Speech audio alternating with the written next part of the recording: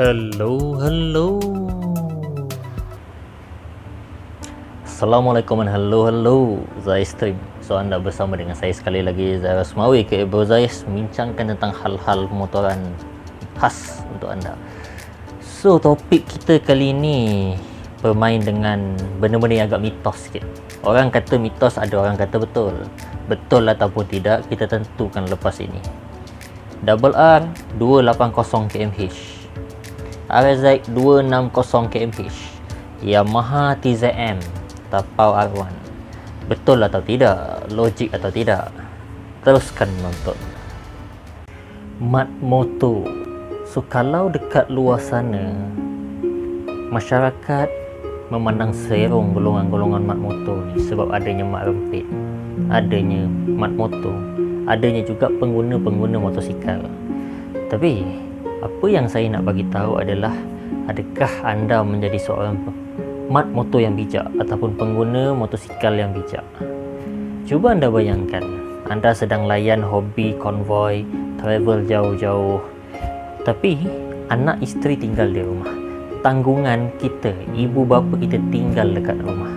So andai kata berlaku sesuatu yang tidak baik pada kita, apa terjadi pada tanggungan kita? Bagaimana dengan loan-loan rumah yang telah pun kita buat? Bagaimana dengan loan-loan kereta yang telah kita buat? Personal loan masa nak kahwin dan sebagainya. Siapa yang akan tanggung semua itu sebenarnya? Semuanya akan jatuh kepada tanggungan kita, iaitu ibu bapa kita. Atau pada yang dah kahwin akan jatuh pada anak dan isteri kita. So nampak tak dekat situ?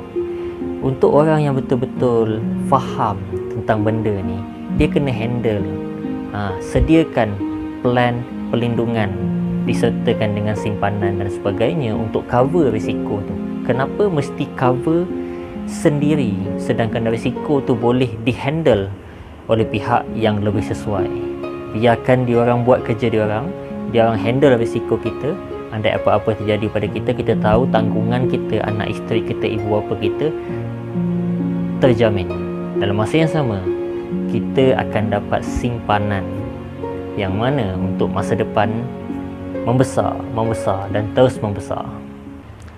Okay, so sebagaimana yang korang sedia maklum, rasanya dekat ruang komen ada beberapa komen yang menyatakan tentang Kawasaki Double R top speed 280 kmh. Ada yang menyokong, ada yang kata area dengkil, ada yang kata area selatan Kuala Lumpur, ada juga yang kata itu semua omong kosong.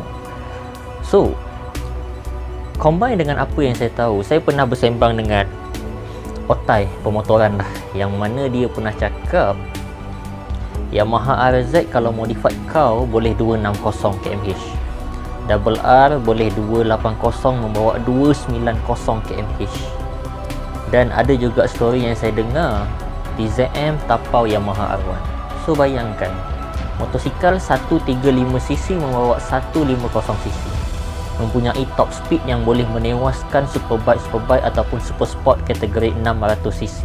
Yamaha R6, CBR 600 Double R, JXX 600, ZX636. So logik ataupun tak logik?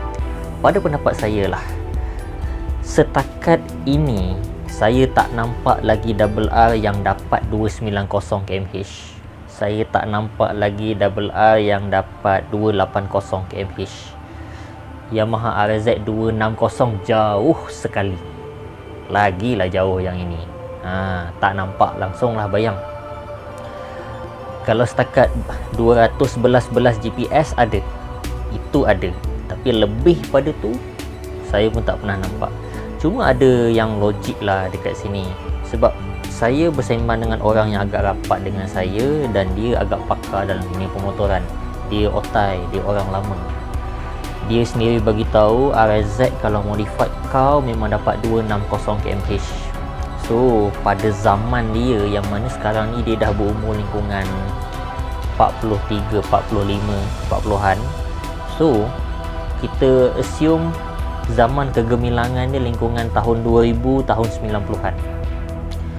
So untuk timeline yang macam tu, jalan raya manakah yang digunakan untuk RZ, untuk model Kawasaki Double R sebelum itu, model Kips?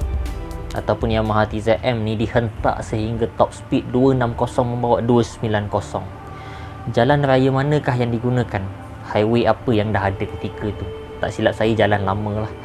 Okey, dan kalau nak kata guna Lita paling panjang jalan straight Sepang punya jalan straight tak adalah jauh sangat. Jadi untuk dapat 260, 290, MotoGP bolehlah dapat 300 lebih, Superbike bolehlah dapat 300. Itu motosikal besar. Tapi untuk motosikal berkuasa bawah 250cc, 2 lejang, motor lama pula tu, dapat ke tak dapat? Ada kat situ logiknya. Tak logik lah cerita dia.